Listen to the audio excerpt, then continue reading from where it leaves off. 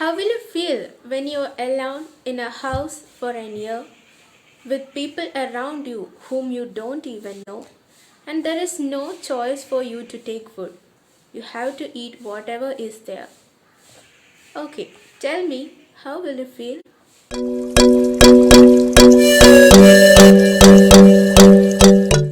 Hello everyone, I am Ameesha studying in 10th in Gvhss Njekkad school. Today I am going to review a book which I have read before, and it is Diary of a Young Girl written by Anne Frank. This book was edited by Anne Frank's father, Otto H. Frank, and Mirza Chrysler.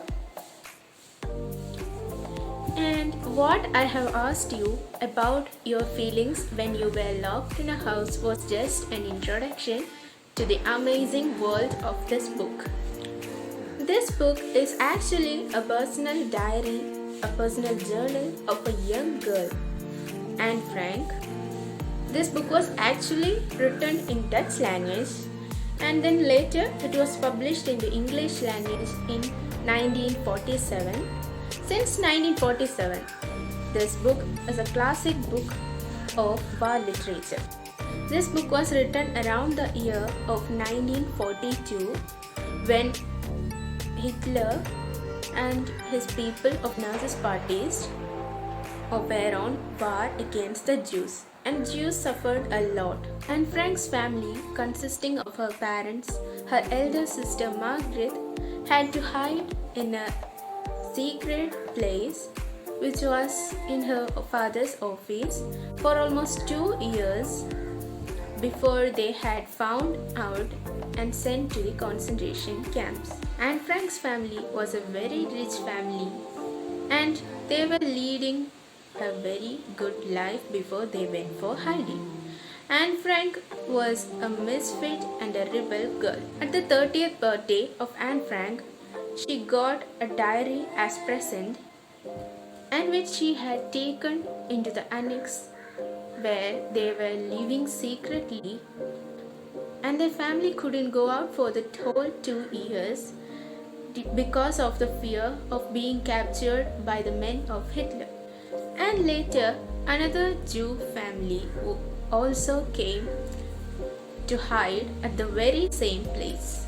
So now, this 13-year-old girl, who was very outspoken, rebel, misfit, started feeling miserable due to these situations. The relationship with her father and mother. She was not able to express herself, and so she started writing in the diary. She mentioned everything to the diary and addressed it as Kitty. Now she shares everything with Kitty, and Kitty was her best friend and confidence. The way she writes in the diary was beautifully articulated, including a lots of humor. If you read this book, I'm sure that you won't be able not to praise her writing skills. And if you go through those lines in this book with the mind of a reader, you could keenly and clearly find that her writing skills matured from when she started to write the diary and at the end of this diary. There were many moments that I literally yelled like hell while reading this book, that there were constant bombardings, frequent robberies, food scarcity, a fear of the people being sent to the concentration camps, etc. But on the other hand, these moments made me feel that how I am blessed with these surroundings around me, and how I am blessed with the situations. There is a lot to learn from Anne Frank. I mean, even she had a deadly horrifying situations, she moved on with a positive and optimistic outline on her life.